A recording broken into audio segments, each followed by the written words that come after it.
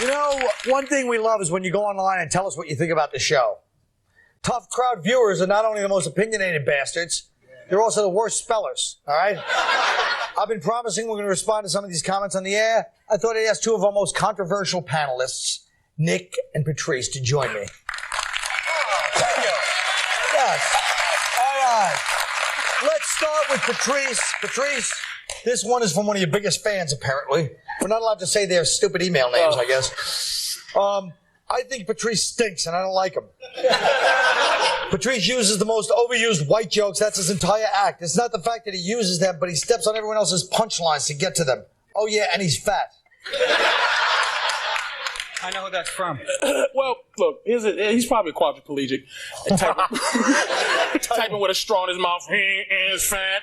F you, jackass. I have to cut people off sometimes because sometimes I have to get my point out, man. So I can't let stroke mouth and the Puerto Rican always squeeze their knock jokes out. Give me a chance, man. Jesus Christ. Okay. Here's the next one. Patrice has two things. Patrice has two things going for him in comedy. This is what this one's from. Yeah, cholesterol and cancer. No.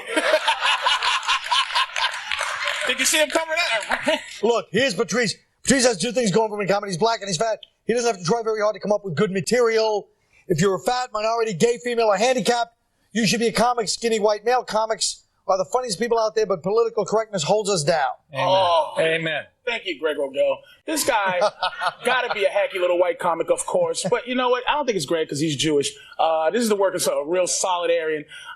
So it's one of these white boys who watches me in the back and wonders why I'm not bombing every night. Shut your face, stupid, and take the 2 stars Naomi Judd gave you, you idiot. Okay. Nick, you're next. Hey, you got time for me? Thanks. Yes. Nick. All right, this one's from some fan of yours. It says, Nick is a dumb dago working class bore.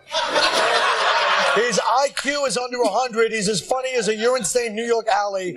Just by being alive, he makes fun of low-end white trash. What a travesty. Dumb dago? Who the hell are you, Elliot Ness? If you're going to use an ethnic slur, use something somebody other than Strom Thurmond's going to find funny. You know, what next? Nincompoop?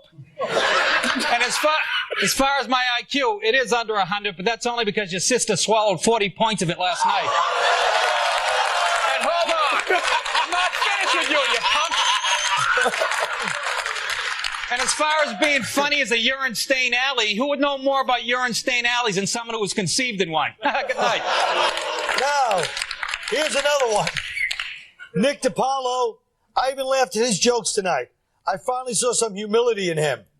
And now I get his harsh jokes. I didn't get a good one. Finish it. Last week he seemed like a racist bigot to me. I'm glad to see he's not. So you finally found me funny, huh? It's amazing how much better my jokes work when your view isn't being blocked by a pair of 14-year-olds' nuts. As far as humility doesn't make a comic funny. It's his point of view. You know, I want your laugh, not your vote. And as far as last week goes, maybe the only reason I seemed like a bigot was because you were watching the show while you were sitting on Spike Lee's lap. P.S. Bigot is spelled with 1 G, you dumb Pollock. All right. I get too many to really, read them all, but here's one.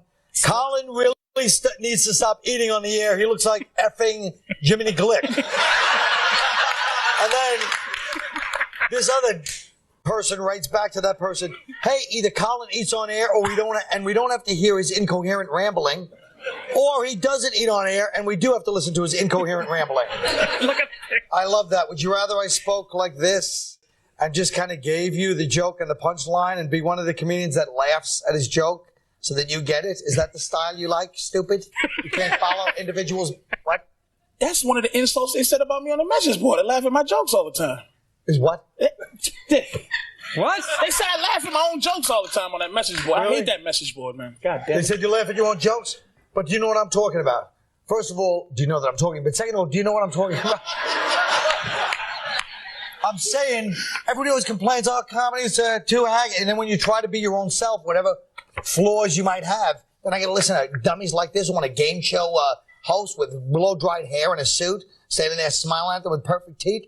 You mother. All right, listen. Well, wait a minute. That was John Stewart. You just talked I about. really did get mad. That was Ken Ober he's talking about. This is... All right, this one's from a guy for me, just to show I've still got it. I drink his bathwater. He could not be hotter. I'm not a fat chick either. I'm a bodybuilder who can't wait till Tough Crowd comes on every night. Rock on, you sexy Irish bastard. You know what? Listen, big guy. I'm a bit of an amateur bodybuilder myself. I've decided to throw you a bone. Here's a promo shot we decided not to use of me.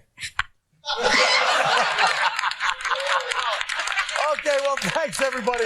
We do read the message boards. Like a gay bowling club.